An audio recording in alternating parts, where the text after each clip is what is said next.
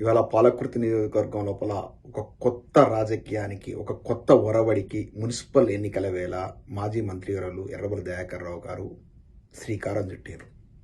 అదేంటంటే సాక్ష్యాధారాలతో చూపిస్తూ, అంటే బీఆర్ఎస్ ప్రభుత్వం లోపల ఆనాడు కేసీఆర్ గారు ముఖ్యమంత్రి ఉన్నప్పుడు, మన ఎర్రబెల్లి దయాకర్ రావు గారు మంత్రిగా ఉన్నప్పుడు పాలకుర్తి నియోజకవర్గంలో ముఖ్యంగా చూసుకుంటే తొర్రూరు పట్టణం లోపల ఎందుకు బీఆర్ఎస్ పార్టీకి ఓటేయాలి, అంటే ఎలాంటి అభివృద్ధి పనులు ఆనాటి ప్రభుత్వంలో చేసిండ్రు అని అప్పుడు చేసినటువంటి పనులను ఒక్కొక్కటి చూపిస్తూ, ఇప్పుడు ఈ వీడియోలో చూడండి, ఒక్కొక్క దాన్ని చూపిస్తూ, ఫోటోలను చూపిస్తూ వారు బీఫామ్లను బీఆర్ఎస్ పార్టీ తరఫున పోటీ చేయబోయేటువంటి కౌన్సిలర్ అభ్యర్థులకు ఇవ్వడం జరిగింది.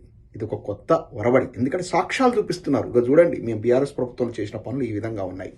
అదేవిధంగా ఆనాడు బీఆర్ఎస్ ప్రభుత్వంలో మొదలుపెట్టినటువంటి పనులు, అంటే ఇక పూర్తయ్యే దిశలో ప్రభుత్వం మారింది, కాంగ్రెస్ ప్రభుత్వం వచ్చింది. గత 2 ఏళ్ల నుంచి అవి ఎక్కడ వేసిన గొంగలు అక్కడే ఉన్నట్టు ఆ పనులు అక్కడే ఆగిపోయి ఉన్నాయి. అంటే ఒక్క పని కూడా కంప్లీట్ చేయలే కాంగ్రెస్ ప్రభుత్వంలో, ఒక్క రూపాయి తీసుకురాలే. ఈ అత్తాగూడలు ఏం చెప్పారు, ఈ ఝాన్సీ రెడ్డి, ఆ విధంగా ఆవిడ కోడలు యశస్వి రెడ్డి గారు ఏం చెప్పారు, మేము అమెరికా నుంచి మా సొంత డబ్బులు పట్టుకొస్తాం, మా కాడ 1000 కోట్ల ఆస్తులు ఉన్నాయి, మేము రియల్ ఎస్టేట్ వ్యాపారంలో 70-30 సంపాదించాం, ఆ పైసలను తీసుకొచ్చి మన యొక్క పాలకుర్తి నియోజకవర్గంలో ఖర్చు పెడతాం, ఎర్రబెల్లి దయాకర్ రావు గారిని మించి మేము అభివృద్ధి చేస్తామని చెప్పారు.